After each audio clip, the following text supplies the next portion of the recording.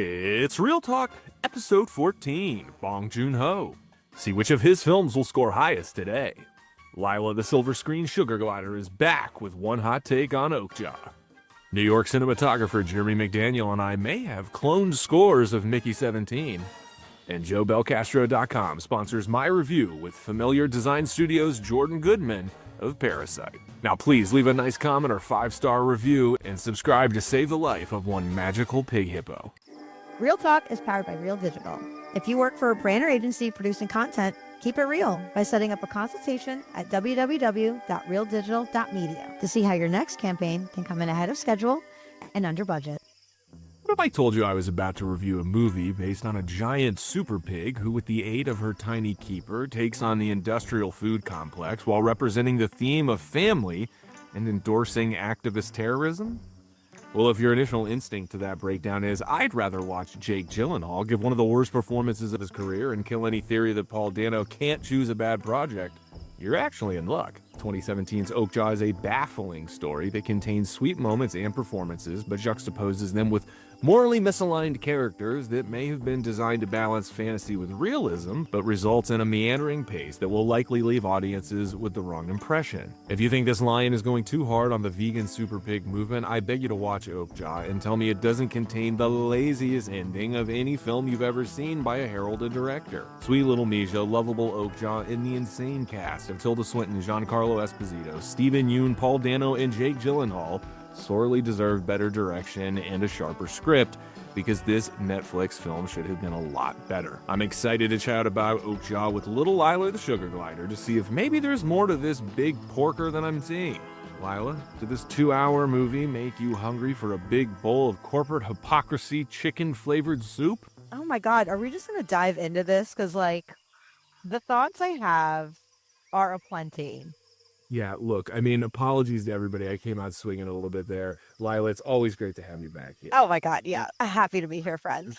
And if I didn't make it clear, fuck this weird pig monster. Lila, what do you think? Let's just let's just do it. Let's dive right. Let's do it. Let's dispense with the pleasantries.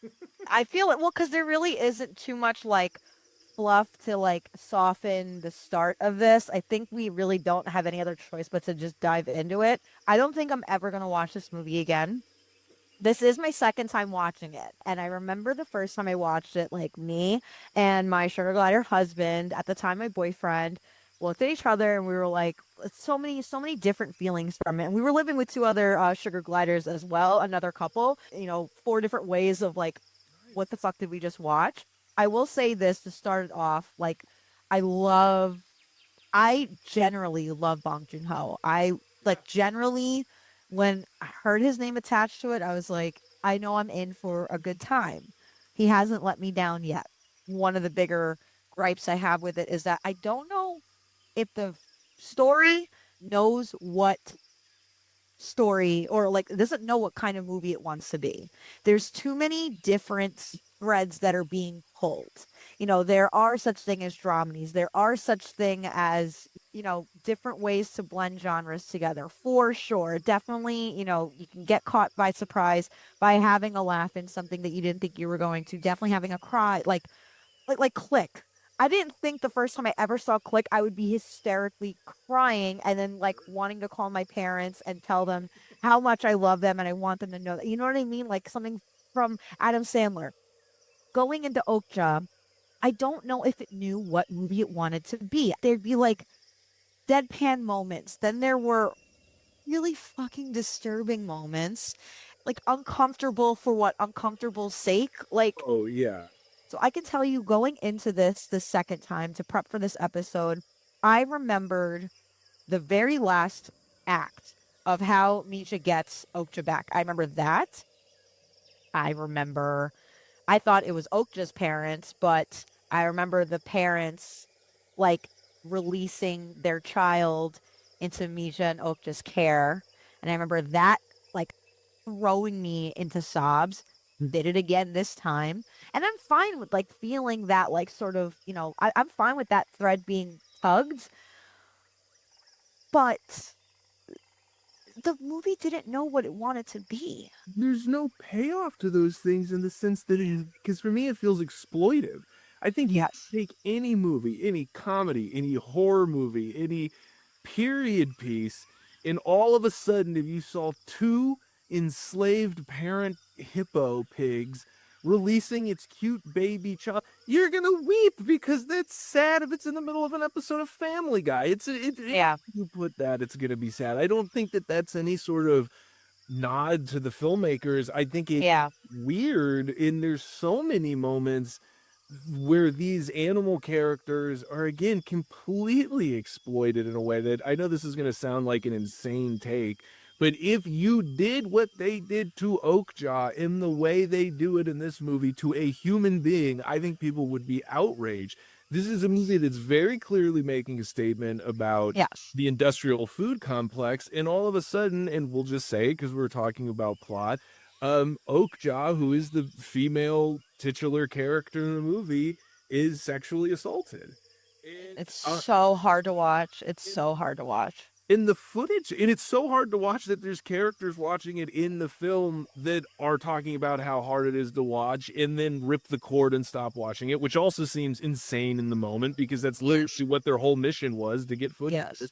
But then they take the footage of the sexual assault and they broadcast it in the middle of Times Square as this sort of propaganda message. I mean, I thought that was an insane thing for your quote unquote heroes to be doing.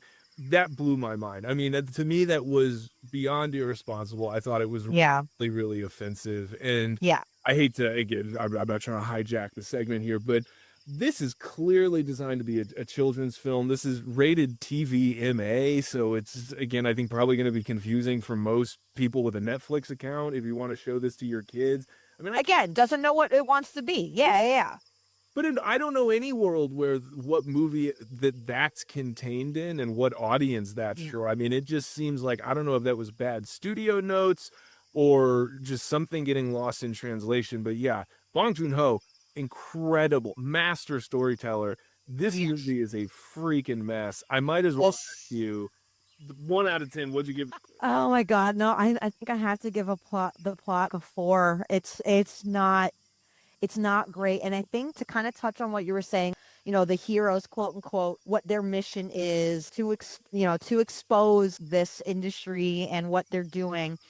I think if I had to try to, you know, try on their lenses for a moment to understand like what they're supposed to be shown is that I don't quite think of them as the heroes. The only heroes I think of is Mija and Okja. 1000%. The grandpa's a fucking villain in my opinion too. Fuck the grandpa. So pissed that I don't understand. They go back. Of course they go back because Mija's, 10. There's nothing redeemable about the grandpa that when I see them together and I see the grandpa with Okja and with the baby, I'm like, get them away from him. He's going to sell them at any chance again. It wasn't like grandpa regrets what he did and, help facilitate the rescue of Okja to tie together. And I get it. Not every movie needs a clean bow at the end, and I'm fine with that. But to call this a mess is everything about it. I don't find the activists to necessarily be the heroes, and I think that they show that too. That Paul Dano's character beats the shit out of Steven Yeun, deservingly so, because he mistranslates. Like, it's so deadpan, it's so she says yes, and is it funny, is it disturbing, is it what the fuck is it? I only give it a 4 because I loved Mija and I loved Okja. They were the only pillars of this film that felt clear from beginning to end. There was nothing Mija wouldn't do for Okja, and there was nothing Okja wouldn't do for Mija. Their dynamic is what brings me to tears. Those two characters together are really sweet and fun. I love when we see them, in the wild in the first act running around. All of that, I think is really, really great. Look, you make a really fantastic point. I think you're right. These eco-terrorists are not really positioned as heroes, but they are definitely on the side of the heroes. They definitely are True. supporting the heroes. True. And I want to talk about characters and performances, but I do need to mention one other fatal flaw of the plot that I didn't, and I would be remiss. And that was the end. Okja is released. As is always the case in movies like this, our animal creature is in in the dungeon of the evil corporate overlord, and our hero is gone to save them. It blew my mind the way this is resolved. Is the evil, not even the evil CEO we spent the whole movie with, but her twin sister who pops up in the last 5 minutes for some reason Mm-hmm. because Tilda Swinton wanted to play two characters in a movie. Check that off her career bingo sheet, and so she Sure. lets him go Yeah. because For a gold the pig. gold pig quite literally is the CEO of this enormous corporation, and she gives up what is clearly for the The super pig. 2 hours the super pig, the most valuable asset for a gold pig for what I imagine is less than 5 pounds of gold. I couldn't believe how stupid of an ending that was. No tension, everything is just resolved. I Yeah. take issue with the last scene with the grandfather as well. I'm going to wait until the end to get into that. But let's get into characters and performances now because we're talking about Tilda, the twin Twilda, twin The Twindas. twin Tildas or the twinses, yeah. We're gonna review Mickey 17 later in the show with returning dear friend of the show, Jeremy McDaniel, and we'll get into that. These two movies were very similar, and I think Bong Joon Ho really struggles with directing big American stars in American movies. I felt like Tilda, who's a phenomenal actress, I was gonna say, still put respect on her name, but this was not a good project for her. No. she's a phenomenal actress. She's Yeah. unbearable in this. Jake Gyllenhaal, one of my all-time favorite actors, truly. I couldn't wait for him to be off the screen in this movie. Yeah. Crazy were they unbearable as I'm making it out to be? And Paul Dano, God bless him. Luckily, he's fine in this. But how many movies do you walk away going, Paul Dano's just fine? I agree that Paul Dano is definitely stellar, kind of like a Saoirse, where we've seen him from a young pup and watch him grow into this like really sharp, refined performer Oh yeah. that, yeah, he can hardly pick a bad project. His people did him dirty with this one, though, and I agree. I love Yake. I've loved Yake for a long time, like, crushed on him in like high school and the whole nine, but he's also another genre bending performer where he hardly also, I feel, is in bad projects. To your point, to your credit, my favorite characters, or that I felt the most, was Misha and a fucking CG pig. Like, those two were the best. And so to your point of, does Bong Joon-ho have, challenges and a harder time directing American actors versus Korean actors? You could see the strength in Mija's performance, or in it's On Seo Hyun. I am one white ass lion, sir. That sounded Don't that I do not want to like butcher this sweet, sweet girl because she did a fantastic job. Steven Yeun also hardly does wrong in my eyes as well. And again, he's this very unique position in this film where he is a Korean American. So he kind of gets both sides, where I felt like his character also, I don't know, sucks too. I didn't root for him. I thought he was, just him being the reason why he did it was, oh, what you guys are doing is so cool. Cool? That's the best description we could come up with. God, characters and performance. I mean, it's also low, but An Seo Hyun and Okja, her ability to perform with what I'm assuming is a fucking green hand in the middle of a studio is stellar. She did fantastic. And so for that, she is the only it was such a fucking mess. So this is also a 4. Liler, you have a great heart, and I know it's going to be difficult for you to try and shit on this movie, but every time you come up against that wall, I wanted you to remember how many times we had to watch Okja shit. We're now talking visual storytelling, and I can't think of a better way to segue into visual storytelling because when I saw the trailer and I saw the poster, it never occurred to me maybe his ass will be, or maybe her ass will be used as a machine gun to shoot crap. Can I ask you, at any point, would you ever think that of any other CG character? I mean, maybe it's Jar Jar Binks. I don't know. I'm trying to think, like, who else would I just naturally assume? Machine gun ass. Yeah. And what a weird, they seem to have quite the pattern. She just gives it like a little triple tap on the cheek and it just starts doing. I mean, this is the absurdity we're talking about here. It's like this is a really, because otherwise it is a really well rendered CGI character. There's a lot of close ups. There's a scene where Mr. Gyllenhaal rubs his hand across it, and the sound design is really nice because you can hear kind of this texture. But this is this really kind of otherwise lovable, very realistic looking creature, and he'll just, yeah, again, really quite literally do him dirty by having her, I keep saying him, having her shit multiple times on Yes. demand, and it was just so ridiculous. Listen, I am not above fart jokes and shit jokes. Like, if done well, they are hilarious. I love it.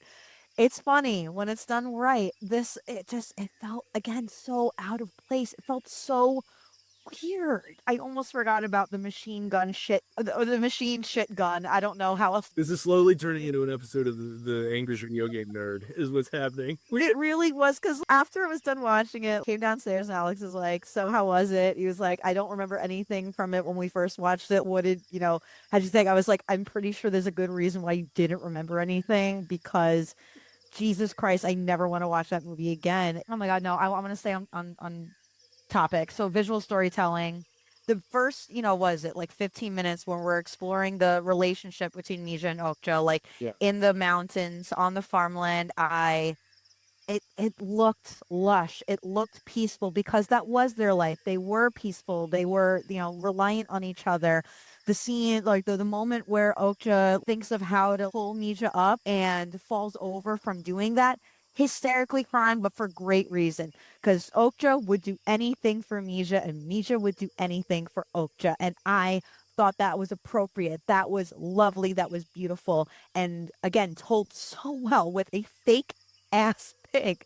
Outside of that, I mean, yeah, you get some truck chasing car scenes that feels a bit action adventure-y, and then you get, oh yeah, and even like the running in the mall downstairs. You get those moments, and that feels, visually telling. But again, I don't even know how to discuss this honestly, because if you're asking me, I think Okja was fabulous, Right. and the most visual aspect of it for me was Okja. Yeah, and look, Okja is the title character. I mean, if you don't believe or buy Okja, then it doesn't work at all. And I think that's what this marks this film as a true failure, because Okja does work and the movie doesn't. I don't know. Visual storytelling, we might as well get a grade out of you. Yeah. What'd you think? Spoil it, this was one of the higher categories for me. My favorite visual parts of it were when they were in the farm. I could have lived, and I'm sure Mija too, and I'm sure Okja too, and that's, what they're trying to get back to. Loved everything about their farm on the mountain. Everything else was distracting and annoying, and I didn't love it. So, I mean, they really make that factory at the end really gross. So they do visually show that. So I think I'm gonna give it a 5, because like it did its job where it needed to, but because of the mess of everything else around it was hardly its saving grace, to be honest. It was just, I really wanted to love this movie. Yeah, no, look, I defy anybody who watches the trailer to go watch the movie and confirm that that's what they got. Everybody was sort of sold a different bill of goods than whatever this is. But to be fair, I don't think this thing knows what it is. So how do you sell it? It has an identity crisis. Let's talk about use of sound. One of the reasons Okja is lovable is because you can hear it. It has this sort of just kind of universal animal noises, whether it's sort of Right. dog or just this bigger kind of creature. Again, not a super memorable soundtrack by any means. Yeah. But I guess just in terms of the overall use of sound, Lila, what'd you think? I think the overall use of sound actually might be one of the higher ratings in my category. Just out of like, it really took us to those places. It took us to the mountains. It took us to the underground mall. It took us to the highways. the streets of Times Square and the factory. Essentially, those are like the heavy areas that we go to. Not a very memorable soundtrack, but I felt like we were really in those places. The sounds of the super pigs getting assaulted and getting killed and getting sliced up, those sounds sounded really real. So I guess they took us there. These all sounded real, based off an animal that does not exist. The somber music at the end, again, with the parents releasing their little piglet, which like again, fucked up for fucked up sake. Like it's just like do we know that the steps that it took to save Okja, is it going to start a chain reaction to eventually release these pigs? I hate to even make the comparison because it sounds like it's belittling, but the only thing I could think of is imagine if you had a movie about slavery and you just had Yeah. one slave walking away from a pen over, just overwhelmed with slaves,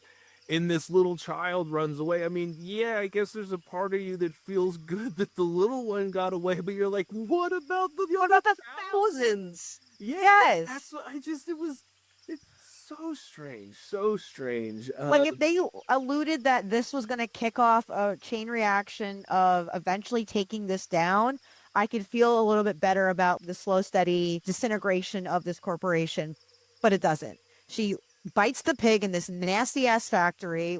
I don't care how many times you wipe it. That's disgusting. Use of sound. Let's get a It's number. Yeah, let's. number is it's a 7. It's a 7. It got me there. So great job. And yeah, that's why. So let's just dive into the themes and talk about Yeah. stuff because we're already here. And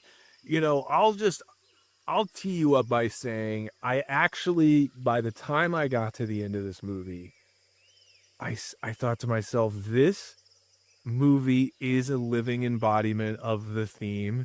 And I think the theme of this movie is corporate hypocrisy. This titanic corporation in Netflix as a huge ocean of content based around cooking food, just very wastefully doing food competitions where we're just cooking food for the sake of who can bake a cake the fastest and biggest and most, you know, so it's very difficult for me to look at Netflix as this responsible corporate, voice that should be the advocate for consuming locally or something. And so I thought, but wait a minute, is that what Bong Joon Ho is doing here?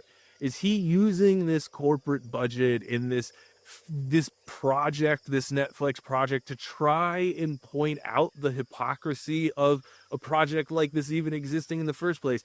I feel like I'm really maybe stretching, but my thesis statement that I want to make about this, or not my thesis statement, but the point I want to drive home is the very last scene of the movie. It is our grandfather character, Mija, sitting at the table. They are eating chicken soup, her favorite. That's what it's set up as earlier. He cooks it for her. We see the little baby running around. We see Okja looking in through the window in the back. And all you hear, because there's no talking and there's no music, you just hear chickens. That's all you hear, is you hear chickens. And this entire story about saving this animal from going to slaughter. And how did he get saved? Corporate intervention. And then the movie ends with our main character sitting around eating chicken to the sounds of chicken. I am convinced this movie's number one theme is hypocrisy, and specifically large scale corporate hypocrisy. That was a hell of a primer and a tee up. I would almost just go into hypocrisy. I don't even know if it necessarily needs to be just corporate, because activism hypocrisy, saving your loved ones but not everyone else hypocrisy. I mean, like I feel like hypocrisy just might be the big bold letters on top of all of it, that like there's no one way to do the right thing. And while that may be like a noble theme, it's just kind of messy. Made this very clear in this episode that Mija and Okja are my favorite parts of this entire film. And Mija doesn't give a shit about saving any other super pigs. She says in the truck, no, I am not. I don't care about saving everyone else. I just want Mija back. And at the very end, I mean, like, I think it would be such a stretch if Mija was like, no, fuck this little pig, like get back in there. Of course she's gonna save the little pig because of course. She's like, I She feel like picks it up and she throws it like a foot. He says, "Not today, Chiclet." you forgot your thing here. Yeah, take that back. She's not gonna do that, of course not. And that would be such an insane stretch. But to me, I think it goes beyond corporate hypocrisy. I think corporate hypocrisy is the strongest of the hypocrisies, but there is activism hypocrisy and like saving hypocrisies as well. Yeah. So with that said, I think you are right. That theme is there. They, are so about some version of like a PETA, maybe I shouldn't say that, but like saving the animals activism, but they can't stomach the sounds of like aggressive mating, aka sexual assault of our sweet Okja, the situation they created. And honestly one they were kind of hoping for again to prove their points, but you're in this shit for this shit. Watch that shit. I also agree that that very convenient way to save Okja. I don't even know if convenient is the right word. It's just so fast. It's just There's Deus Ex Machina, which for those unfamiliar is just the sort of concept of this deity or higher power just sort of yeah. saving the hero because in theory the writer doesn't have an out. I mean, this is like corporate ex machina. This is just, oh, the CEO likes your gold pig, so you Yeah. have to go. And that what makes me so sad about that is that's the time for Mija, the star of the movie, to give an impassioned speech. The whole movie she's been chipping away at this learning English. So what if she gives this great Oh yeah, that broken would be English great. monologue where she convinces the corporate leader that they'll get way more good press by releasing all of these super pigs and starting to breed them as pets or something as opposed to turning them into food. And then in that moment the sister character goes, oh my god, she's right, and they all get set free. And in this company, Tony Stark style, turns from creating weapons of mass hunger and all of a sudden turns it into we've created the next Furby, that Yeah. weighs as much of a VW bus. But regardless, they can figure that out in the sequel. But the point is, I can immediately think of a way that you can solve this problem as opposed to going, fuck it, just give her a trinket and you get your big hippo pig back, and now you can go eat chicken to the sound of chickens. And that's where I totally agree with you. I think there's all sorts of different examples of hypocrisy in this, but I do feel like the film itself is an example of corporate hypocrisy because whatever message you want to try to take away from this, the film itself is an immediate example of why it kills its own credibility for the Yeah. sale. So I digress. 1 out of You need a number. Lila knows the drill. She's a vet at this point. You know what? I'm gonna break my own rule too. I'll give it. There's gonna be a point. I think I'll give it a 6.5 because while it was there, it was just so established, so messy. This was a big pig that needed dissecting, and we did our best. We did our best between the two of us. Well, I'll reveal your score now. You gave the plot a 4. This is your 4th time on the show, so how appropriate. You also Wow. gave the characters and performances a 4, also celebrating. Visual storytelling a 5, the use of sound a 7, and the theme a 6.5, which gives you a 53 for Okja. Let's see, that's technically a C, right? Because anything between a 60 and Yeah. 80 is a B, so this is a C. And the C is 40 to 60, so this is technically a C, maybe even a C plus. What would you give it? The C minus. I really wish I did the numbers well enough to give it a C minus. And again, like it's only at that C because of Mija and Okja, like, and I guess really Mija's performance and whoever animated Okja, they're the only pillars of this to me.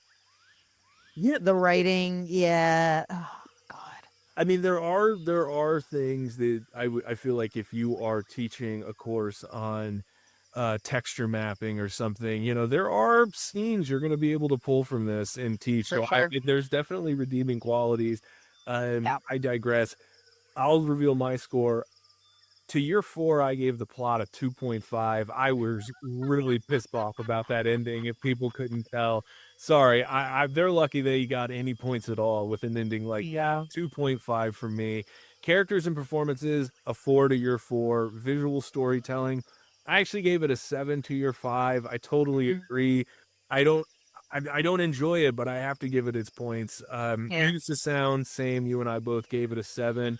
And look, theme, I gotta say, I'm a total victim of my own rule here. I always say that if a movie is an example of what it's trying to discuss, then it is effectively an example. So I gave this movie a 10 out of 10 for theme because Wow. as much as I agree with you that the theme of hypocrisy is maybe the worst theme to try to build a story around.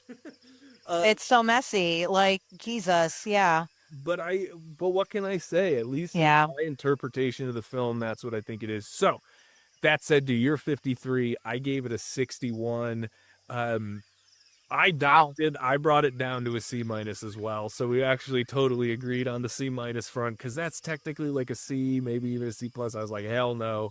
No, In the C minus, Okja, and you should be happy. it barely passes. If it needed to pass to graduate, like it barely does. It skin of its teeth. Only because we want to get it off campus. That's why it passed. Yeah, but That's exactly right. That's exactly right.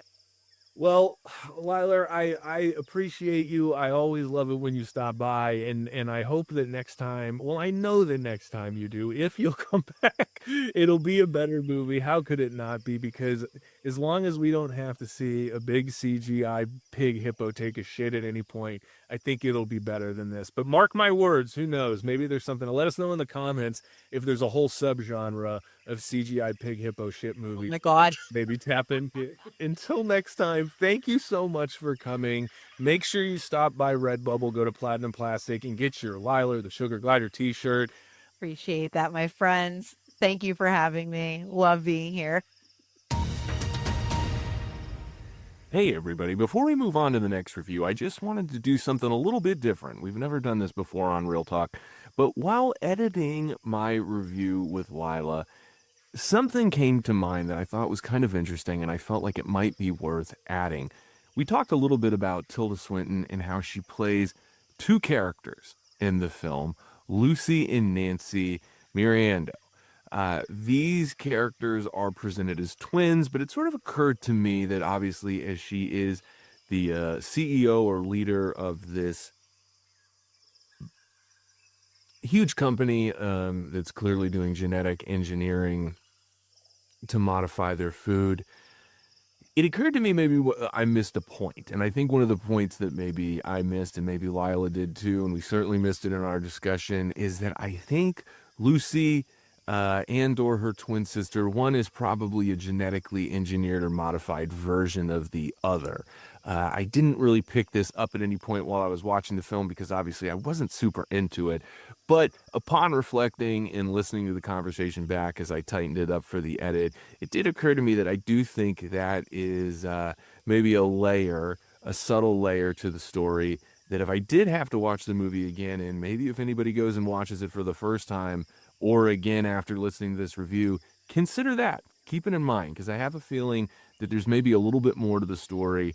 And even towards the end, the exchange between Mija and either Lucy or Nancy, I can't remember which one it is off the top of my head, but I think there might be a little bit more significance to that because the rejection of sort of the offer by the corporate body and Mija basically deciding to walk her own path, and that's symbolized when she sort of gives this pig back. It might have a little bit more significance if the twin accepting the golden pig is either sort of the original person or maybe even the genetically bioengineered version of the other sister. There's also a little bit of subtle difference between the two characters, one of whom, and I'm talking about, of course, the characters that Tilda Swinton plays, seems a little bit, I don't know, underdeveloped in terms of maybe evolutionary perspective. So some food for thought, pun intended there with our super pig in mind. But we'll move on to the next review. Big shout out to Lila for hanging in there with me and reviewing Okja. Clearly we didn't love it. C- movie from both of us. Please, please, please let me know what you think. If you've seen Okja before, that's what the comments are for. And if you haven't seen Okja, maybe check it out and circle back and let us know what you think. Platinum Plastic isn't just a proud sponsor of Real Talk, they're also the home for all our new designs and merchandise. Follow Platinum Plastic on Redbubble to see all our A-plus gear. That's Platinum Plastic on Redbubble for all your Real Talk merch. Let's say it's 2019 and you've picked up an Oscar for Best Directing and your film wins Best Picture as well. So how do you follow it up? If you're Bong Joon Ho, you release a quirky science fiction film 6 years later that showcases one of Hollywood's brightest talents. The year is 2054 and your MakerBot can now print faux flesh, complete with a soul, but unfortunately it sometimes prints a version of you while you're still alive. And now there are multiples. Robert Pattinson's Mickey Barnes signed up for the program that transferred his being into an artificial body so it can be experimented on and killed. We meet the 17th iteration of Mickey at the start of the film, and he finds himself in the unfortunate situation of being duplicated while still being alive, and in this movie, that is an offense punishable by death. In addition to dealing with multiple Mickeys and trying to take down a corrupt corporate regime, the plot of the film also weaves in a first contact storyline that feels just underdeveloped enough to lower the film's IQ. Oh, and I didn't even mention the part about the gangsters chasing Mickey and his friend Timo, who is the type of pal that will chop you up into bits on camera just to save his neck. Mickey 17 is ambitious in its attempts to traverse multiple themes simultaneously, but did it succeed? Let's ask director of photography and good friend of the show, Jeremy McDaniel, how he scored the picture. I'm here. And we're so To glad be here. It's very humid, but you knew that already. it is. Making Jimmy Jungle references, I feel like I'm trying to infuse some humor. It is that time of the year. I don't know how you get the mics to work, you know. I feel like the electronics with the moisture, you know. The good folks at Real Digital have it all figured out. I'm just a lion mascot. I don't ask technical questions, but It's better if you don't. that's right. Better not to know. That's right. Spoiler, if we're going to give a peek behind the curtain, and I feel like our listeners deserve it, leave a like if you deserve it. You and I saw Mickey 17 in the If theaters. you listen this far, I mean, you deserve it. You know what? You almost deserve a prize, but we don't have the budget for that. No. Maybe by episode 21, we might be giving out prizes. But in the meantime, you should be giving out likes. That's all you need to be concerned with. So yeah, just focus on that. You and I saw this picture together in the theater earlier this year, or whatever year you're listening to this in. But it was a movie, and then I watched it again for this show, and it wasn't a different movie, but it was a less enjoyable movie for me upon second view. Yeah, we talked about this, dear listener, if you've been tracking, how a second viewing of Barbie was an interesting one for us. Yes. This was not that experience. No. This was a second viewing that was painful to get through, and it doesn't feel like it should be that way. It has all the right ingredients. I had such high hopes for this film, and I you know, you gotta give some grace for the fact that, like, you make a movie like Parasite, which is by all accounts one of the best movies of the last 50 years. How do you follow that up?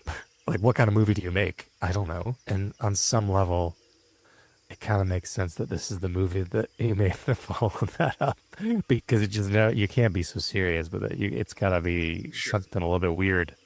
And boy, was it weird. I definitely think this is, in a lot of ways, more reminiscent of his pre-Parasite work. Which, I gotta be honest, I haven't watched a lot of. I only bring that up because it is easy to look at this through the lens of, like, how do you follow Parasite? And I think if you're looking at these two movies in a vacuum, it doesn't help Mickey 17. Let me put it that way. But I do feel like, just from It is referential for sure. Yeah, and there's creatures and aliens in this. There's just things that, again, even if you look at like an Okja, that's kind of a very similar, just there's a whimsy to that I think maybe is trying to exist here. But regardless, you know the drill. We're going to talk about it in 5 different categories. We're talking about the plot to begin with. And this is a movie that relies very heavily on plot because it is effectively about, the ability to reprint these expendable bodies. Concept heavy movie for sure. If you're familiar with Moon, which was a Sam Rockwell picture from, I believe 2009. Elton Jones made it. That deals with similar ideas of clones sort of being aware. That's a really good call out. That's a really good call out because that movie's excellent. Oh yeah. and it treads a similar line. We can get into it later, but like it treads a similar line of like genre. Yeah. Where you're just like Totally. you're not really sure what kind of movie it is.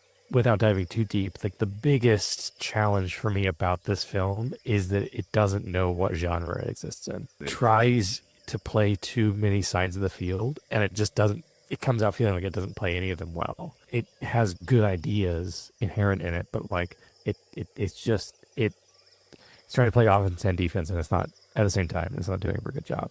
I completely agree. And we'll get into the other categories and how I feel like in it to that point, I think what ends up happening is it's underdeveloped. But with the plot, I don't know that I would describe the plot as underdeveloped as much as I would just describe it as unsatisfying, because in the end, it just I don't feel like this movie comes together at all in a satisfying way. Yeah. I said, I think when we first saw the picture, that the last 10 minutes, it's like you stopped watching a script that got made, and you're now watching studio notes that got made. I mean, things just feel tacked on and unnecessary, and it really brings down what was already not a strong picture. And I think I said this when we saw it the first time, and it like we're veering into stories. This is good. All the problems of this movie fundamentally start in the script. He's obviously a very competent screenwriter, but it just feels like because the movie from the beginning doesn't really have a clear sense of identity, it's like wearing too many hats. That seeps through into the way the story is structured.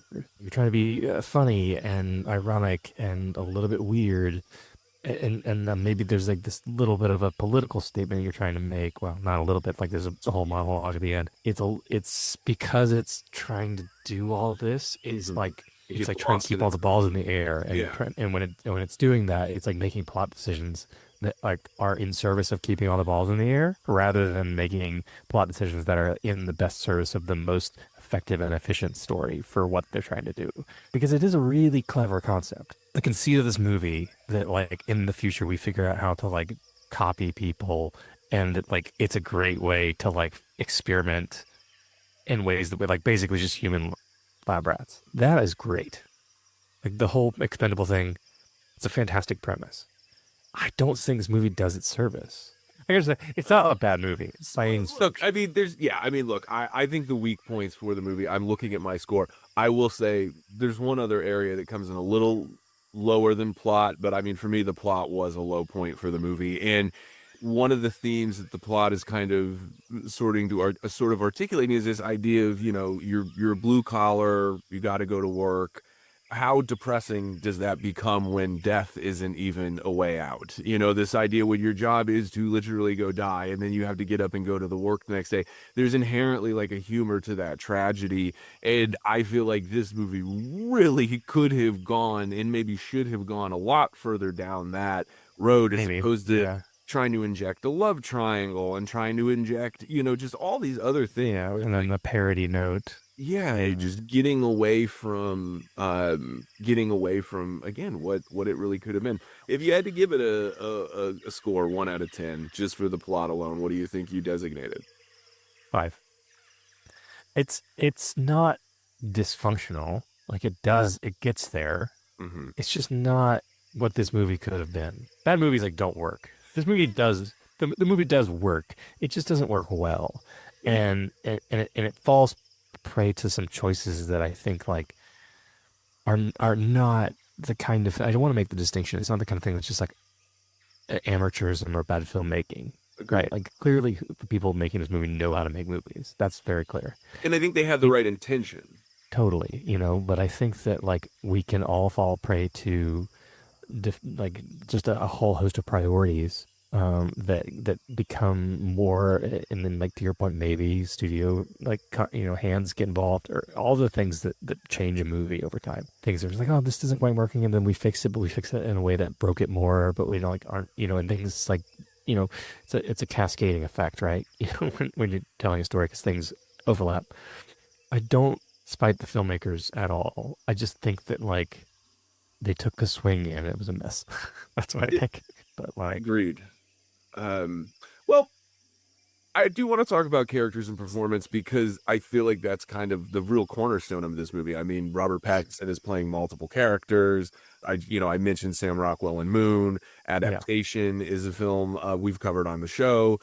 There's a lot of great examples in Hollywood where one actor gets to play two characters. Robert Pattinson does a very good job with it, but is Mickey 18 underdeveloped? And if so, is that even a fair criticism of the film? That's interesting because I don't know. I remember I kind of had the thought of like, it's kind of weird that they're so different. Mm-hmm. Like you set up this idea that like it's the same person, with the Right. same personality every single time, and then like off the bat, he's just like no bullshit. And there's a part of it that's just like that doesn't seem like the same character. And I struggled to see them as the same, like two versions of the same person. I think that you're meant to, but I don't know that they like fully established that iterative quality of these types of Mickeys. They all kind of felt the same until that point. And I don't think Robin Pattinson, I just gotta say, is a fantastic actor. And I think he like did a lot with what he was given. I don't necessarily love the accent choice that he went with. Yeah. It's maybe my preference. I can't fault him for making that choice. Like it was, a lane that he picked. But I think that like he's an incredibly capable actor. Obviously, like playing, and also the physical. I got to give props to the movie. The physical interaction between the characters was really good. Yeah. They feel like two different people. They do not feel like two copies. Like the separation between them and the way that they sort of integrate the two, it felt really, really good. So bought into that fully. Yeah, like I couldn't really read the line between the two characters and what they were trying to do. And I think all the performances in the movie kind of feel like, and I don't know if maybe there's a language barrier, there's something going on, but it does seem like the cast was really left to make a lot of decisions. And about their characters, and Mickey 17 does feel like a fully realized character.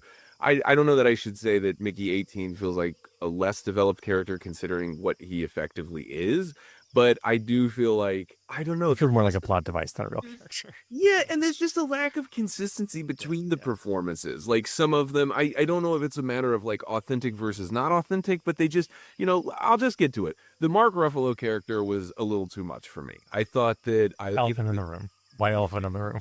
That's right, the big white elephant in the room.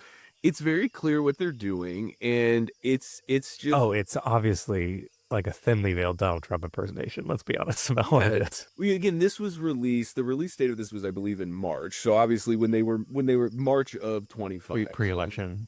Yeah, so they would have been making. They're making it, yeah. But it still was just a very weird timing of it, and I think watching it now a second time, it just felt even more heavy-handed. Like the performance doesn't age well, and not because of the kind of source material, so to speak, or what it's lampooning, but more just because there's not a lot of nuance. And this is a performer who, whether he's playing the Incredible Hulk or any number of roles that he's brought to life, he has always brought a level of understated, again, nuance, to use the same word, to his performances, and I don't think there was any of that in this. It's a cartoon character. It felt like a Saturday Night Live sketch. And I don't know, it's hard to say without being on set, obviously, like where the line draws between like the director's, impulse and the actor's choice. I don't know how much of that was Mark Ruffalo. It just really felt heavy-handed, and I don't feel like doing it that way made it so much of a caricature that you couldn't take it seriously as a commentary. Like it overruled its own commentary by making it that exaggerated of a caricature. One of the few notes that I made about this is that I think the movie does a really poor job of like really truly comprehending the thing it's mocking. There's that sequence where they're all around the dinner table and they start like singing what's ostensibly a worship song. Yeah, this gospel. And I was just like, what is this? Like this feels like somebody watched a video and was just like, oh, we should make them do this. Right. And it doesn't feel like I understand why this character is what they are. And I know maybe that's like, a commentary in itself. It's just like the absurdity of it. But like, right. I just felt like there's a logic to everything, even if it seems absurd to you. And I couldn't buy into the logic of this character or the belief system or the obsession that the characters, the peripheral characters had around him. The whole thing felt like a joke. And because of that, like it undermined the real message that I think the movie was trying to get at. Well, and I think it also eliminates tension because he is the villain. He is the threat. And when it is just presented as this sort of Muppet, for people who are professional wrestling fans, there's a term called go away heat. It refers to when one of the bad guys is trying to get a reaction from the audience, but instead of getting a desired reaction to boo, they just lose interest.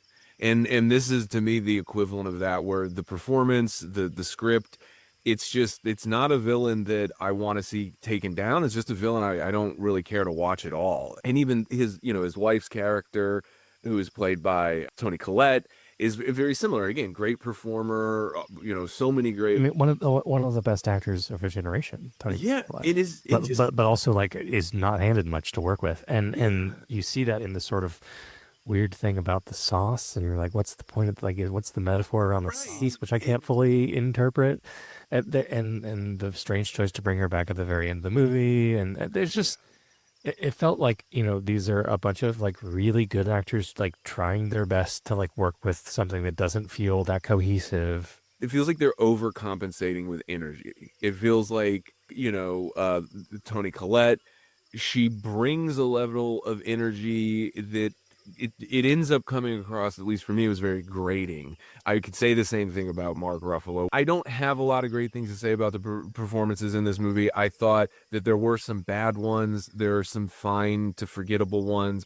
And I think that Robert Pattinson gives the best performance in the movie, but I didn't really appreciate some of the choices he made. And you kind of mentioned that with the voice. I think it's a bit of a misfire to be given something and not really know what to do with it, and then understandably so, like take it to an exaggerated extreme because like that feels like a choice. I want to give them grace in so far as that like they made bold choices, and that takes a level of like courage as a performer. So you got to give them at least that. What would you give it? I'm curious. I'm very interested to hear what your grade is for this category. What did I said 6 for plot. You did say 6 for plot. I think I'm going to say 5 for performance. Wow, okay. And I know that's so low. No, it's not that low. I'm just surprised that that it's lower than the plot. I would have thought that you would have maybe given it the same or, but that's only, because the performances do nothing to save it. Sometimes you can kind of transcend, I feel like for me, the performances went in the opposite direction. They exacerbated the things I didn't like about the movie rather than like redeeming the things that I did. I think it's fair. I don't mean to even, it's not far off from mine. I just, I think it's really fair. Well, again, this is a science fiction picture and much. Allegedly. When you think about visual storytelling in a genre picture, there are images, there's things that come to mind. This movie has an aesthetic to it that does feel like a diet version of other movies. It doesn't really feel inspired, and I'm talking more about the production design. I think from a cinematography angle, it's a very good looking film. A lot of it is clearly something wrong with it. Yeah. Yeah. And a lot of it is, unfortunately you could it's a CG picture. You're going to have a lot of... Yeah, we can't not talk about this without talking about visual effects, yeah. I don't know how many practical locations you're really seeing that aren't sets and things like that. So it's hard for me to think of, any shots that really stood out. It's hard for me to think of any sequences that were really effective. But that being said, I do think the visuals in this film are one of its strong points. It is a good enough looking film. It didn't invent the dystopian sci-fi vibe. It's doing a revisionist kind of version of that. There's that dialogue scene between Nikki and the other girl whose character I cannot think of the name. Oh yeah, no, the third girl, yes, the other girl. And I was just like looking at the way that they utilize practicals in the space. It's like, this is like really smart production design. That they're like thinking well about like the kind of world that they're building. The incinerator world, which is a cool space, even the design of the like replicator machine, which is like, yes, that's like a really fun, interesting thing, right? Like the thing, even like the sequence of just like spitting it out, like it's like they forgot the table and just like that. There's stuff there, which again is like one of my biggest frustrations of the movie is like there is stuff there. Yeah, they like almost like could have it shows they're paying attention. It shows that there's effort. I love even just in the first time you see him coming out of the printer, there's like a little kickback, like a little like the old Xerox machine, Right. you know, Right. where it's like, Totally. it's got to pull him back in and go back in. It's just it was such a small detail, but again, to a generation of people, like yeah, that's you remember standing by the printer waiting for your to come out, and so it was just Right. a joke Right. like that. It's like all it's like got again. This is why it's frustrating because it's like it's got all the right ingredients, but it's just not bigger than the sum of its parts. It's a good script and a very cohesive sense of story, and then from a directorial standpoint, like you're the creative traffic cop. You got to direct the flow, and if at any point it feels like you don't know what kind of maybe this is the movie he was trying to make. I don't know, Sure. but you've got to be very clear about that. There are aliens in this movie. If we're going to talk about the visual storytelling, I think we have to talk about the look of these creatures because they're the only alien creature in the movie. As a creature yourself, maybe you can talk about how you feel about them. Thank you. Well, they're a character. The arc is they're kind of presented early on as like scary, and you need to be worried, and they end up being pretty tame, a lot more intelligent than I think they're presented initially to be. They're less beasts and more of these intellectual character or intellectual creatures that are capable of, communicating and learning other. Sarlacc buffalo. Yes. That's a great. I mean, I guess I understand that you have to like make like the alien has to be the threat, right? That makes sense for a movie like this. It wasn't that compelling to me. And maybe that's not, I don't know if that's a fault of like me just like not, movie isn't for me. But there's a lot of weird alien things in the history of visual media that we remember and connect with and love, from E.T. to Alf, and So again, like to not to harp on this, but like, when you are trying to be too many things at once and you have a creature that needs to be both cute and threatening, that's a very tall order. E.T. it stops being threatening as soon as you realize what he is. You see him for the first. It's like he's threatening before you realize what he looks like. Of course, especially if you're a child. But if you're the mystery around it is what's scary. And then once the mystery, like that curtain is pulled back, then it's no longer that way. For this, like it kind of does that, but also like it's trying to not show its hand until the very end of the movie, which is like why there's this like really contrived scene where it's like. Can you really destroy everyone? Oh, you can't. You were bluffing. Like it's just a strange scene. It's just like, why do we need to put this in the movie? It was like, oh, like we're trying to legitimize our choices around the monsters. It's just again, it all comes back to you were trying to do too many things. And unfortunately for me, these aliens were consistent in their performance of being very grating in the sense that their threat, the thing that they do is they all just sort of scream. And the sort of danger that they pose is that, as humans, your eardrums might explode or something because they all kind of scream. And I don't know, by the time I, as a member of the audience, learned this, I was already pretty annoyed with various things going on, and I just didn't need a bunch of Sarlacc buffaloes screaming. So yeah, I feel like there was definitely something really missing from that creature design. I think it needed something to put it over the top. You asked what would I think is a line. To me, if you need something scary and threatening, I think of a bear. I think of you need something that's big but can also be cute and lovable. And I guess in some ways that thing was that, but it resembled more of a bug or a roly poly.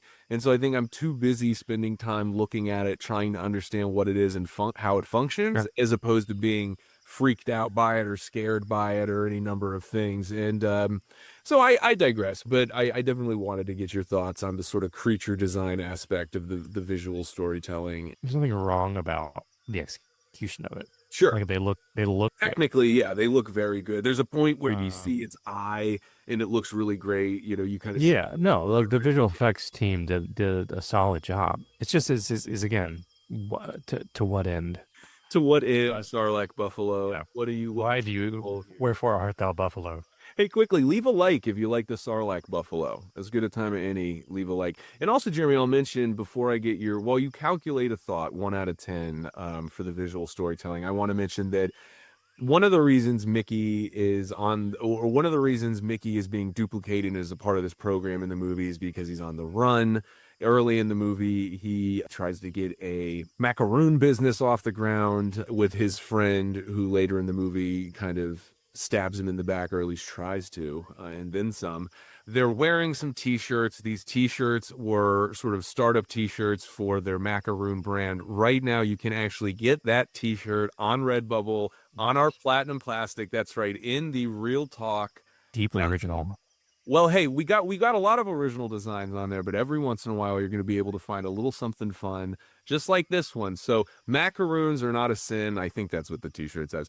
You can watch Mickey 17. You can let us know in the comments if you liked it, if you hated it, and then you can look at the show description, click the link, and go get the t-shirt if you want. So enough of that plug. Now, Jeremy, you got to tell me. That's the kind of nuanced, not quality content that you're going to get from Real Talk. This is, hey, what can I say? I'm inspired by the material.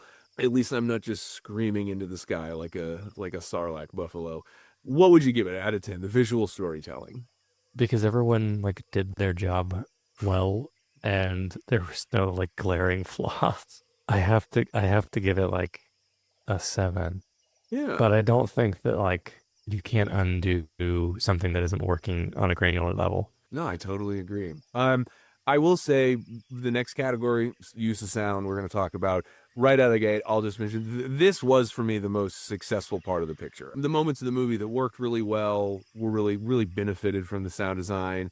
The music gives this a ton of whimsy. You know, that does have this sort of like, it's soft. It's sort of it's not really intense.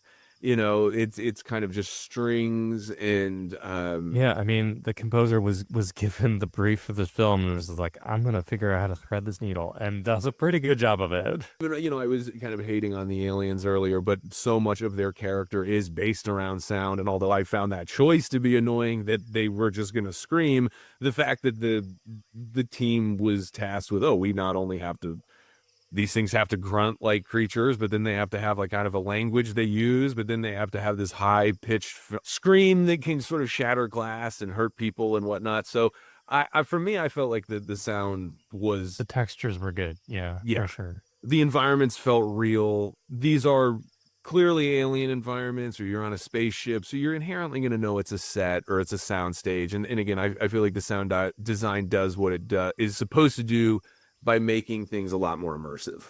I actually felt like the planet stuff felt pretty good. The like ice caves and like the tundra, they all felt like good, real environments. I know that like a huge part of that was like sound design. And even when the movie opens, you're kind of in this, Mickey's fallen into like a pit, and you're in this sort of ice pit looking. Yeah. It looks and feels kind of echoey and hollow, and you know, it's vibe wise, I think it's an appropriate way to start the film, and that didn't mean to sound like a knock. That said, again, nothing super memorable to talk about in terms of moments, sound design. There's nothing, again, score music wise, this isn't Jaws. There's nothing you're going to get. There's no signature animal noise, like a Chewbacca sound or something that you're going to remember about it. But I'm curious what you gave it. Like I said, that'd be kind of a spoiler. For me, this was the highest ranking category of... Yeah, I mean, again, I'm going to go back to the visual thing. It, like, everyone did their job well. 7.5. We'll give them a little extra. A little extra credit. I think that's fair. I think that's very fair. Well, that brings us to theme. I've certainly made my point clear. I think that this movie really drops the ball in handling just about everything. You or at least as it stems from the script. I don't want to say that it drops the ball in every way, but it's kind of handicapped because out of the gate it doesn't have great material. The script is literally an execution of the plot, but it is also where all of the themes live. And I think that this movie is pretty kind of confused. We talked about it having a bit of an identity crisis, and I think thematically it wants to tackle bigger themes than it has anything to say about. I don't think what are the themes of this movie, genuinely? I think it's like trying to like ask really big questions maybe, but without really ever exploring them in depth. To me, the big takeaway thematically was the idea of Mickey represents this. Everything in the universe is trying to pull purpose away from him. Like he in every sense of the word almost shouldn't exist. You know, he's on the run from criminals. He's now on, doing a job he only took to get away. It's a job that requires him to die. He's now been duplicated. And so I think that for me, the theme is very much about how do you acknowledge that your existence might not be as important as you want it to be, but still not lose yourself or lose your sense of worth or lose your dignity. And I want to say that that's what the film is about. I feel like I'm injecting a little bit in there because I don't even know that it's a great execution of those themes, but based on the material given, that's what the takeaway was. There's a little bit of a what does it mean to be human thing. Like right before Mickey 18 kills Kenneth Marshall, you also are afraid to die. Mhm. Like you're human. And he acknowledges that as a way to try to manipulate him, but it does feel like an intentional sort of what how do we define what has value in this world and what doesn't, and what's expendable and what's not, and all of the people that have power that define it in their ways, and the people that don't have power define it and they get the scraps left over. And if I were to really try to narrow down the theme, I think that's probably what feels the most true to me about it. Becomes more interesting. I think that thematically it's more poignant if Mickey 17 is the one to sacrifice himself and take out Kenneth Marshall. He's the hero, he's the main character of the story. So for him to take down the villain, I think works. And I think for the absence of him in the universe, it then forces Mickey 18 to evolve, which I think that for this sort of lack of emotional intelligence that Mickey 18 seems to display, him then needing to kind of almost grow and fill in for me. I think that the message that they're maybe trying to talk about and discuss through the themes, it really doesn't matter because that's not how the movie ended. And I feel like I mentioned it earlier with the plot that for me, the biggest failure of the film is the ending. And thematically, whatever themes it's exploring, I feel like it does not actually drive it home and land it at the end. But before I lose track, we got to give the theme a final score here, so we can tally up what Jeremy gave Mickey 17. So what would your theme? It's not going to be good. I'm nervous. It's not coherent. 5. Okay. All right. Well, that means you gave the film the plot of 6, the characters and performances of 5, the visual storytelling of 7, the use of sound of 7.5, and the theme of 5, which brings it to a total of 61. I gave the plot of 5 to your 6. I gave the characters and performances a 6.5 to your 5. I gave the visual storytelling a 6.5 to your 7. I gave the use of sound an 8 to your 7.5. And I gave the theme a 4.5 to your 5. So my score was also 61. We actually scored this film the exact same number. I gave it a D. I'm super comfortable with that, but you're more than welcome to it. And listener, if you know how averages work, that's remarkable. Yeah. Yeah, you know what? What did I, 63? 61. 61. 65 feels like the right number here. Okay. You want to set up just total arbitrary, but I'm saying 65. Happy that's 65. So are you comfortable with it a D? Do you want to give it a D plus? No, it's definitely no. Yeah. I mean, it didn't. It's not an F, but yeah, agreed. Look, it's well intentioned, but it misses the mark in just about every way. So I don't.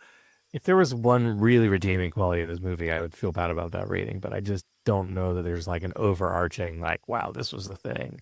Everything else I hated, but this. Sure. Sometimes I hate this movie. I felt really indifferent about it, which is almost worse. I agree. Sometimes I'd rather leave a movie feeling angry because I feel like my money. At least you really did something. Yeah.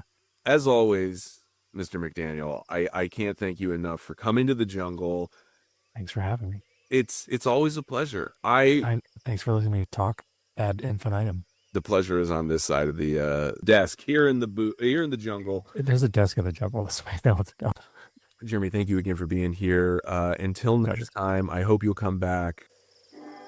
Before we jump into the next review, I just wanted to thank you for listening this far, and I ask that you leave a like if you're enjoying the show. And let us know what movies you'd like to hear us score on Real Talk. We're almost certainly on your favorite social media platform, so search Al the Movie Lion wherever you scroll. The following review is powered by the provocative and twisted mind of author Joe Belcastro. Dive into his imagination at joebelcastro.com. While I watched Bong Joon Ho's Parasite, I might have set a personal best when keeping tally of beautiful visual metaphors that felt meticulously crafted, but in a way that's meant to be completely camouflaged before revealing its profound presence. With a name like Parasite and the burden of being a foreign language film, you can understand why North American cinema goers might skip this one, that they're missing a masterclass in every sense of the word. Most of the movie takes place in a house that could easily be considered the main character given the picture's title, and is in my opinion what every haunted house movie will forever fail to be moving forward. But then again, most films before and after Parasite will fail to achieve what it has. What I perhaps love most about the film is knowing I'll likely discover something new each time I rewatch it. But despite being incredibly layered, it somehow isn't complex. Instead, it's as simple as everyday life. Class, family, deception, and desire are all pillars that support greater themes of equality and the likelihood of comfort, leading to unawareness, which is explored in a plot that subverts all expectations until its last heartbreaking shot. It doesn't matter what tier of civilization's hierarchy you find yourself living on, Parasite will no doubt connect with you in some way and then immediately surprise you. One of my good pals and a man who could live in my basement any day, Jordan Goodman, has come to the jungle to help me review this modern classic. You might be familiar with his work over at Post Wrestling's Wellness Policy or from the awesome sites his team produces at Familiar Design Studio. But today, we score Parasite. Thanks for having me, Al. I gotta say, it's been a while since I've podcasted with a lion. I was hoping to be your first, but if indeed you've done it before, then I'll just try to be your best. I know you are a connoisseur, if you don't mind me exposing this to the audience, of the Rainforest Cafe. How's the jungle here hold up? Is it on par with one of America's leading brands? We could say it's on par. What an American institution. Although I've heard Canada has the finest. I believe it's the only franchised variety of the Rainforest Cafe. So I got to check that out with some of my post-wrestling pals at some point. But it's kind of nice here. I don't know what to expect, and I like what you've done with the place. We do have some treats. If you need anything, just let me know. And we have checked them all for parasites and bugs and anything like that, because of course that's what we're talking about today. And this is a very interesting film. It's from 2019, right on the cusp of the old world. Was this a picture that you saw when it came out, or was this something that you saw a little bit closer to the screening here today? I watched this a few hours ago. Fresh off the boat. Let's start with the plot. This is a plot that really literally never stops unraveling until the very last frame. What did you think?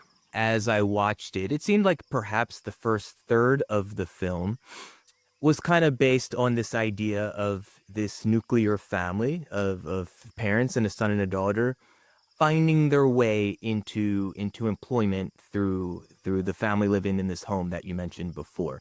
So as I'm watching that, I'm like, okay, they're the parasite that are kind of sticking to this family and draining their resources. And I was into that idea, and I thought that's what the movie was going to be. And then I realized as we kind of rounded the corner, oh shit, we're going somewhere else. And then eventually, oh shit, we're going here now. It's this kind of film. So I would say that in really exciting ways, the plot continuously surprised me and kept me in suspense, yes, until the very last frame of the film. It very much starts with, like you said, this sort of presentation of a family and this journey you think you're going to go on with them. And boy, do you go on a journey with them. But at various points in the movie, it kind of becomes almost different movies, but still somehow never deviates from its tone that it's set and the pace that it's set.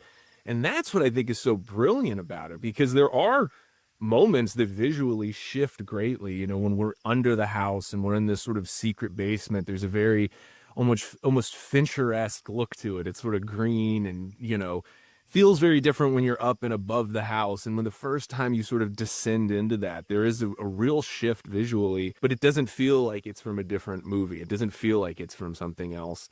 Before I get a score out of you for the plot, is there anything in particular that really stood out to you in terms of subverting your expectations the most? What maybe caught you off guard in terms of, I thought we were going here, and then holy cow, we went somewhere completely different?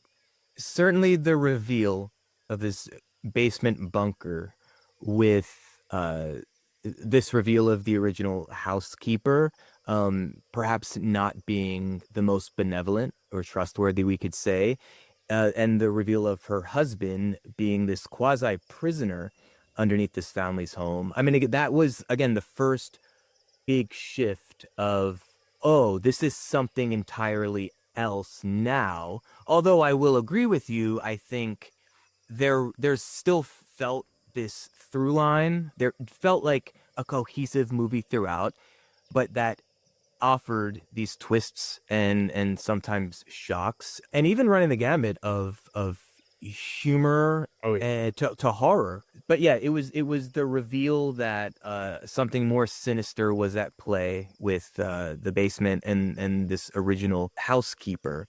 And at that point, I felt like it broke me open to expecting, or being open to expecting, anything that may come next. And even with that said, I was shocked at how violent and gory the film eventually became. I want to get a score from you, 1 out of 10 for the plot. And right before I do that, I just have to point out how funny this movie is. I didn't expect it to be so funny. I laughed a lot. There are a lot of really good jokes and setups. And look, it's a foreign language film. I think that's really saying something about the screenplay and saying something about the direction, that they're able to create jokes that translate really, really well. And I bring that up specifically with the plot because this is just a really entertaining movie. And a lot of that has to do with the humor, but it's never too funny. It doesn't, again, deviate from tone. I found it to be humorous from a few different perspectives. Yeah, there are some intentional jokes within the film, dialogue, acting, etc. But also from maybe a bigger picture view, we could say maybe a parrot's eye view. The film is just fucking ridiculous, and from that sense, it was funny too. I felt a push and pull of getting sucked into the drama of and the fiction of what was unfolding, but also there were times where I was like, this is so fucking dumb. And in that sense, it's silly and fun and humorous. I wouldn't say that ruined the experience for me. If anything, it made the intensity of parts of this film a bit more palatable. The premise is silly. It's not particularly believable. And just in many ways, what occurred in the plot of this film was ridiculous. And from that perspective, even just the perspective of like, this was someone's creative and they got a budget to create this, and then it won the Academy Award in the States. Like, that is funny to me. It's a true achievement. I mean, yeah, this movie definitely crossed a lot of barriers. It made a decent amount of money in the States, but it did incredibly well globally. It had an estimated budget of just a little over $11 million, made a little over $53 million in North America. Globally, if I'm reading this right, over $260 million. So yeah, definitely a film that translated. 1 out of 10, Jordan Goodman. What do you give the plot? I would say 9. My main criticism, I think, I'm good. I think in general with 100 minutes, that's all I need for a film. So I wouldn't say that I would like for this film to have been any shorter, but I will say there was so much packed into it that I feel like a lot felt rushed as the plot was unfolding. For instance, I thought how all 4 members of the nuclear family ended up becoming employed by the wealthier family. For instance, it felt, I don't want to say predictable, but it felt like everything fell into place very easily. And in that sense, it just felt rushed to me. I interpret a lot of this plot as just being metaphor for the theme. So I think that allowed me to kind of maybe digest some of these stretches that you're talking about a little bit better. For those unfamiliar, we have a very low income, bottom of the barrel family. And one of the members, a young boy, basically gets the opportunity to tutor a daughter in a very upper class family, and then is able to effectively over time sort of sabotage other people working for that family so he can then recommend members of his family to work for them. Although no, the rich family, if you will, is not aware that they're members of his family. They're under the impression these are just various professionals from different backgrounds, and so they're able to sort of infiltrate the house and start to make a living off of them. Yes, that sort of needs to happen. So I get what you're saying, that it's not exactly believable, but I looked at it so much more of like an analogy or metaphor. It didn't feel like a stretch for me. That's all to say, we've got the 9 locked in. 9, not a bad score for plot. That brings us to characters and performances. Obviously, probably not going to be too easy. Probably not going to be easy to just start rattling off cast members from this movie, as it is, again, a foreign language film. But really, truly incredible performances on everybody's part. For as ridiculous as much of this fiction was, it wasn't too difficult for me to get lost in the drama of it, and a lot of that to the credit of these actors here. I mean, the house and the people occupying this house, I really felt like I was there. And again, a lot of this was credit to the performance of these actors. I'd say I'd lean 8, though. I'm not finishing the film. I can't say I was like blown away by any one performance. It's only been a few hours since I finished the film, Sure. and there isn't necessarily one character or performance that has really stuck with me where I'm thinking like, oh my God, a performance of a lifetime. Top tier, certainly. But I can't say I was blown away by any singular performance either. It sounded like you were thinking about an 8 there. The 8 is locked in for characters and performances. But I do think, obviously we have to acknowledge we do not speak the language. So I do think Absolutely. some nuance and things that it's just naturally going to be lost on us.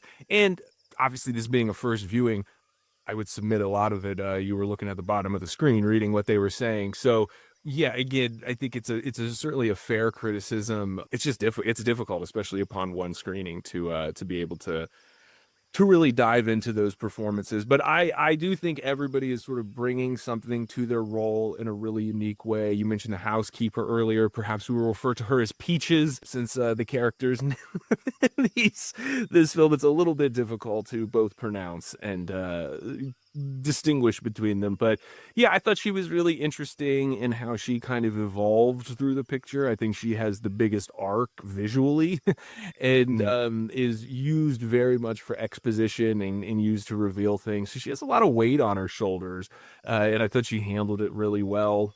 The father in the film, and when I say the father, I don't necessarily mean the father within the home that they infiltrate, but the father of the sort of main family. He does a great job of really seeming kind and warm, and there's this wisdom that he begins the film with. And by the time we sort of get to the third act and they're laying in this shelter, the family is, and he sort of reveals that his plan has always been just not having a plan. There's a real subtlety and consistency to his performance, but it is somehow always sort of evolving in front of us. So I really appreciated that. I had to give it high marks, and I mentioned it in my opening. The house is a character in this movie. When we talk about Parasite, you talked about the original gentleman that's living inside. He is the parasite, and then that sort of through this kind of crazy story, ends with another gentleman living in the basement. And without that house, the movie doesn't work. So got to give a shout out. Got to give it a shout out to the house in Parasite. Jordan, that brings us to visual storytelling. I mentioned in my open, there's a lot of visual metaphor used in this. What stood out to you? I think this was a gorgeous film. I really enjoyed the texture of the film, just the way some of these shots were framed. What comes to mind, the home was beautiful, and from memory, just like some rooms had floor to ceiling windows, so you could see this beautiful backyard. And there's multiple shots that come to mind where the camera there's like a character inside the house, and you're seeing from the back of their head looking at characters outside of the house, and just using the angles of the house and to separate characters outside. Just again, there was a lot of intent placed on where everything was in these frames. In addition to lighting, of course, in addition to color, even just like there's a flood toward the end of the film, and there's a lot of tension built throughout this film. So whether it's the family, the poor family, trying to rescue what's left of their home that's flooding, whether it was three of them under the living room table trying not to be seen or heard. From a visual storytelling perspective, a lot of richness here. This being, to us, relatively speaking, a foreign language film, I think the visual storytelling had to do a lot to leave an impression on us. It's interesting as a line that you are English speaking. Is that your only language? It is currently my only language. I'm trying to thumb through a few things, but with the podcast and watching all the movies, and as a lion, I'm only awake for about 3 hours a day, so it's been hard to get another language. I think there's some African blood in me, just naturally as a lion, I would assume. So, again, let us know in the comments if you know Owl's 23andMe. Yeah, no, this is a really visually rich picture, and you mentioned the flood. It's sort of towards the end of the film, and I really, because when the flood is happening, our family, our main family, their actual home is this basement home. It's underground, which is, again, a great foreshadow. It's great metaphor for all of these various things. But in this particular moment, when the city is flooding, their basement home is flooding, and as things fill up again, like you said there earlier, there's a lot of tension that's built, and the movie does such a great job of visually building tension in addition to the circumstance. And there's a scene where, for one reason or another, in this apartment basement, the toilet is sort of raised. It's above ground in the bathroom. And so if you were going to use the toilet, you'd be about 4 feet off the ground and probably leaning over a little bit so your head doesn't hit the ceiling. And the basement is flooding. Sewage is shooting out of the toilet. And the daughter just sits down and smokes a cigarette. And I thought that in a frame, again, you can pause it, you can frame that on your wall, and that's what the movie's about.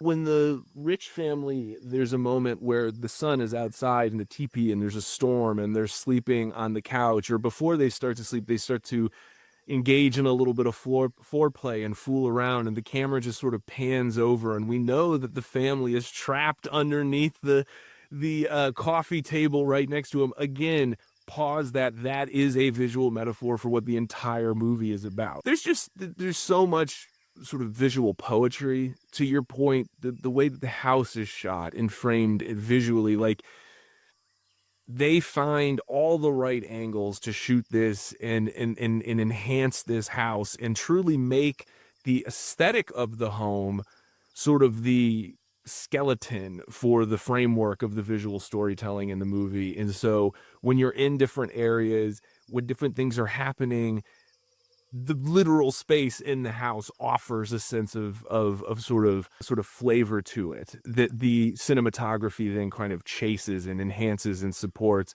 And you don't often see that sort of marriage between the cinematography, the location, and the edit. Those three things really come together masterfully here. So what would you give it 1 out of 10 for visual storytelling? I would easily give this one a 10. Yeah. Even when it comes to mine, and it seems so, at least to me, like, random. I understand it's a consequential part of the home, but where the door that leads to the basement is, you have this relatively small rectangle just blacked out of a door, but around and above it, a bright color and the kind of fluorescent color. And I just remember every time that we kept going there, I just was thinking, like, God, it's gorgeous. I don't even know what was actually there, but again, the film was beautiful. And then you go into the basement and it's horrific. The plot was insane, but even beyond that, what stuck with me was just how gorgeous and visual this film often could be. Now I got to ask, man. So when a lion is engaging in foreplay with, would you like just paw one of the 12 nipples of your mate? I obviously have a deep love and passion for cinema.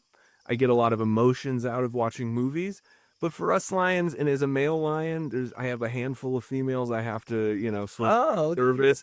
So it's usually very quick. I like to talk after, but it's less about the foreplay with lions and more about the Nachi Venya, as we like to call it in the business. I've got the 10 locked in for visual storytelling there. You mentioned, by the way, this sort of red cabinet that is between this kind of threshold. And the use of red in this movie is very sparing, but you do have this really big red cabinet that has to sort of get pushed out of the way before you can go down into the belly of the home.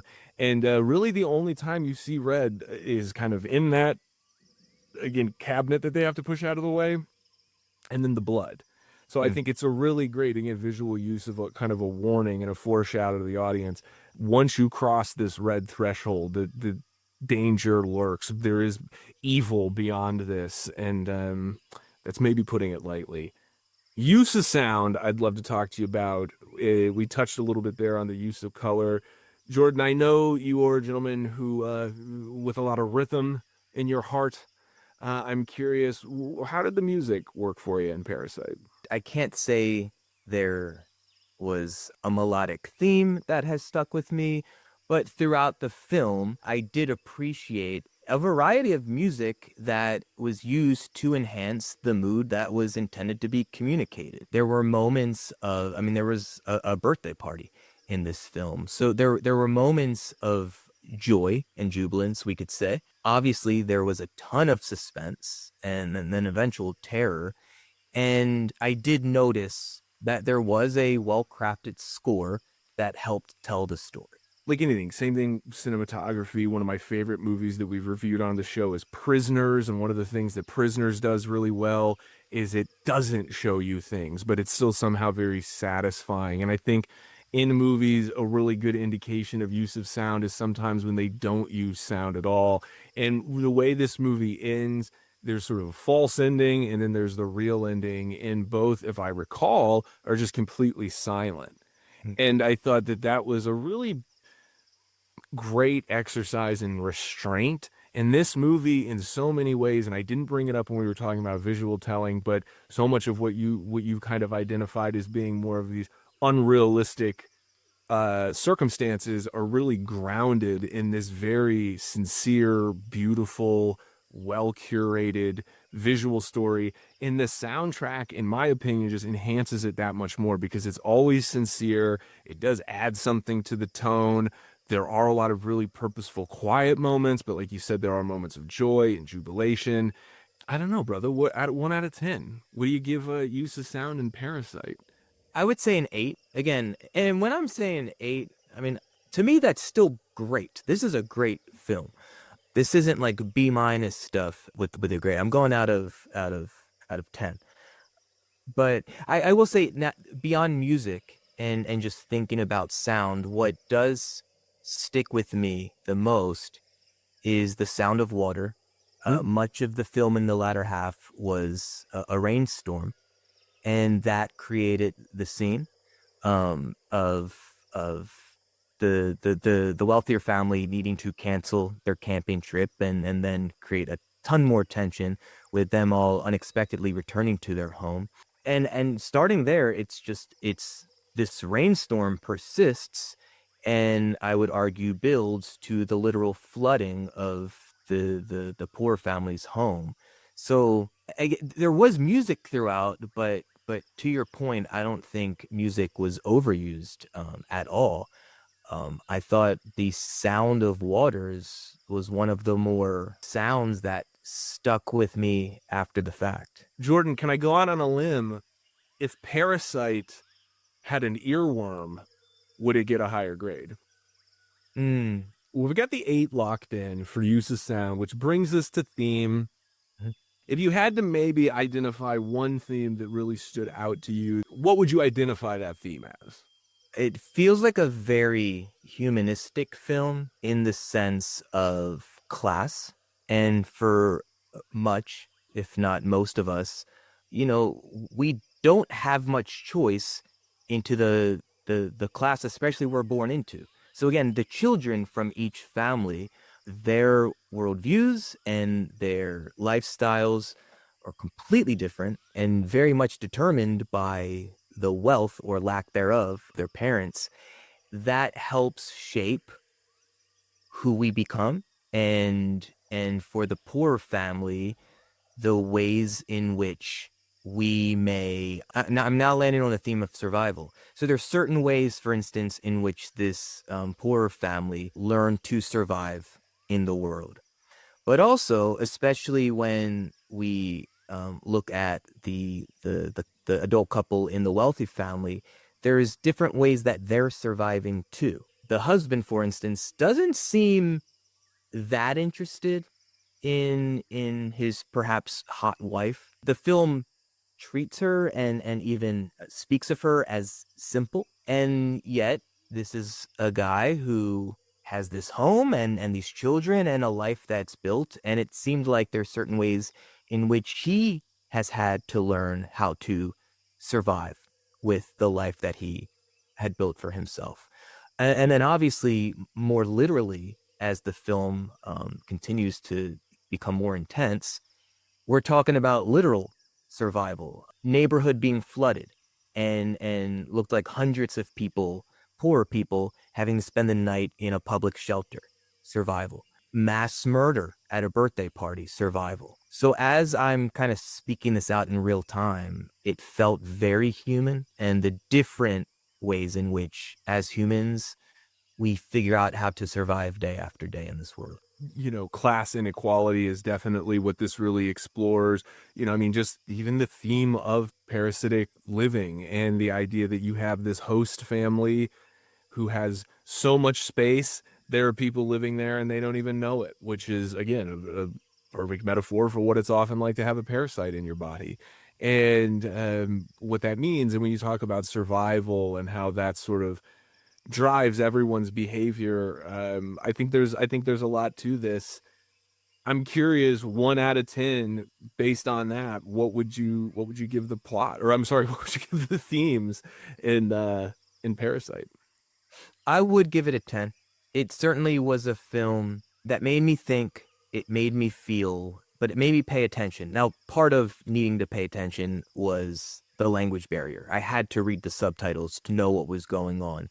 And to your point earlier, I think with repeated viewing, the film would continue to reveal itself in all kinds of ways. I'm sure there is a ton that I just did not pick up on upon first viewing.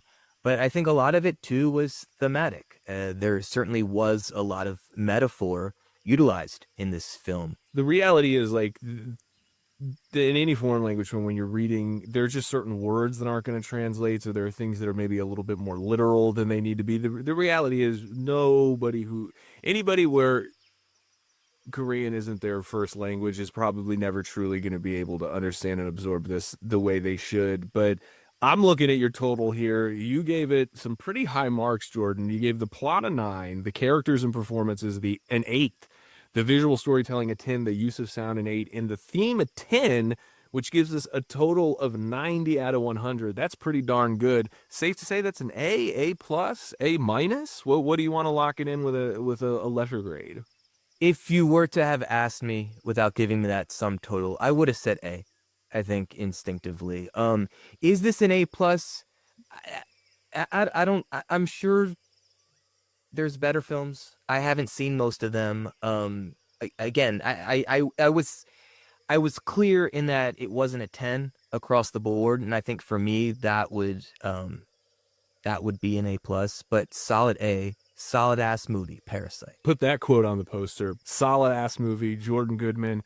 Well, Jordan, let me reveal my score to you. I gave the plot a 10 to your 9. I did really appreciate everything this film had to offer, and then some. The characters and performances, I really appreciated your point about it maybe not having that one kind of standout iconic role for you.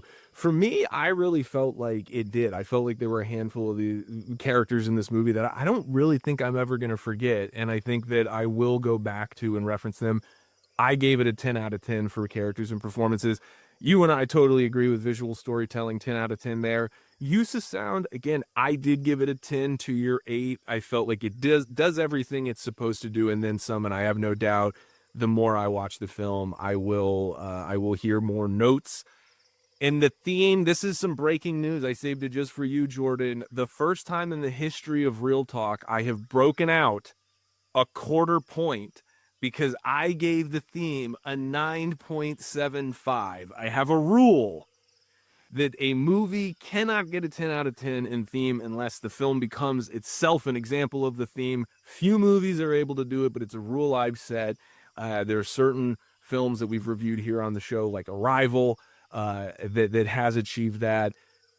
This movie, I just feel like it can't itself be an example of what it's discussing, but it does traverse it as well as any movie could, so I gave it a 9.75. Jordan, that means I gave it a 99.5. To your 90, this is one of my favorite movies I've ever seen. I thought this movie was brilliant. If I wasn't hosting a movie podcast and had a little bit more time on my hands, I'd probably go back and watch this movie every day for the next few days because I really, really, really, really loved Parasite. I also really loved having you on and talking about Parasite. Would you be down to come back to the jungle sometime? Yeah, I think so. It's been nice. You're a wonderful host. I appreciate the digs here. Maybe next time a film a bit lighter, perhaps. Okay, I think I can do that. And I'm curious because maybe before you come by next time, while I'm trying to look for while I'm trying to look for a movie for us to watch, I've been thinking about doing a website for the show. I'm curious, do you know anybody who might be able to help design a website, put a website together? Oh, funny you asked. Yeah, us at Familiar, my wife and I. It's a little boutique shop that we got. It's a creative shop. My wife is her name's Lillian, a wonderful web and graphic designer. And sometimes when we're working with clients, they want a bit more help on the branding side of things, on the communication, the copy side of things. I did it once upon a time, full time for Ring of Honor Wrestling. And now I help all kinds of clients with that as well.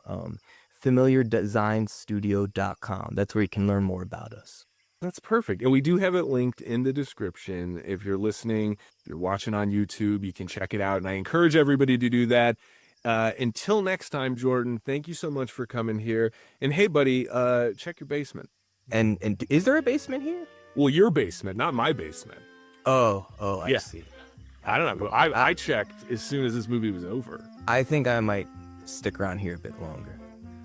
Thanks for listening, and here's a look at the scoreboard from our show. Lila scored Okja a 61 and a C- to my 53 and C- with an average of a C- and 57.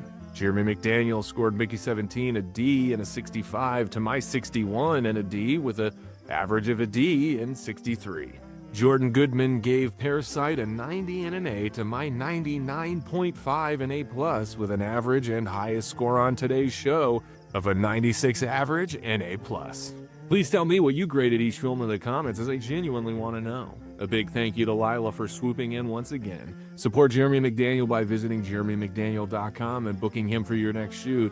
And thanks again to JoeBelcastro.com for sponsoring Jordan Goodman's review of Parasite. Join us next time on our Thanksgiving special. Award-winning director Keith Kennedy brings a side dish to chat planes, trains, and automobiles. Lila the Sugar Glider is back to give thanks for Silver Linings Playbook. And New York City comedian and dear friend of the show, Matt Summerstein, will grade Knives Out. Thanks to the team at Real Digital for producing this episode, and Platinum Plastic, who supplies all our show's merchandise on Redbubble.com. If you haven't left a like by now, you might as well, and subscribe to the channel as well as hit the bell icon so you'll be notified when all our content drops. Thanks for listening, and if you're gonna talk movies, make sure it's real talk. Are you afraid to die? Kinda, yeah.